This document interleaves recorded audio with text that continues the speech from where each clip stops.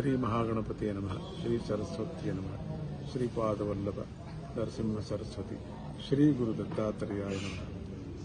విష్ణుర్ విష్ణుర్ విష్ణుర్ పాహి విష్ణుర్ విష్ణుర్ విష్ణుర్. మనం ఏ సంకల్పం చేసుకున్నప్పుడు కూడా యజ్ఞయాగాదులు క్రతువులు చేసినప్పుడు సందర్భంలో కూడా మధ్యలో ఏదైనా కొంచెం విఘ్నం కానీ గ్యాప్ కానీ వచ్చినప్పుడు 3 మాటలు విష్ణుర్ విష్ణుర్ విష్ణుర్ విష్ణుర్ అంటాం. అంటే పరిహారం అవుతుంది, ఆ దోషాన్ని క్షమించమని. అటువంటి విష్ణుమూర్తి అన్ని కార్యక్రమాల్లోనూ కూడా ఆయనే యజమాని, ఆయనే సృష్టి, అమ్మవారు ఆయనే రూపమే అమ్మవారు అని చెప్తారు.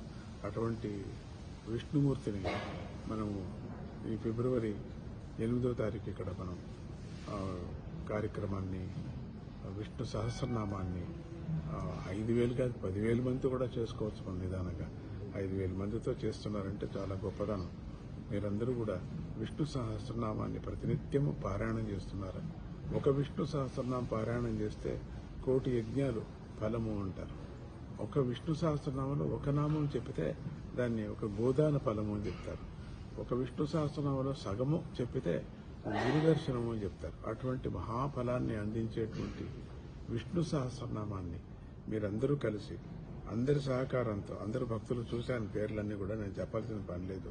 వాళ్ళందరికీ కూడా, ఆ కమిటీ వాళ్ళకు కూడా, ఆ ఆర్గనైజర్స్ కూడా ఇక్కడే ఆశ్రమంలో మన ఆశ్రమంలోనే జరుగుతున్నది కాబట్టి ఎండుగల్లో అందరూ మీరు కూడా చేరుకోవచ్చు. అందరూ చేరుకొని వాళ్ళు వీళ్ళు వీళ్ళ కమిటీ వాళ్ళ కమిటీ భక్తులంతా మనం అందరూ ఒకటే అనే ఒక అభిప్రాయంతో మీరందరూ కూడా భగవద్గీతను కూడా ఇక్కడ 10,000 మందితో చేయించాలని చెప్పేసి ఒక సంకల్పం చేసుకున్నాం.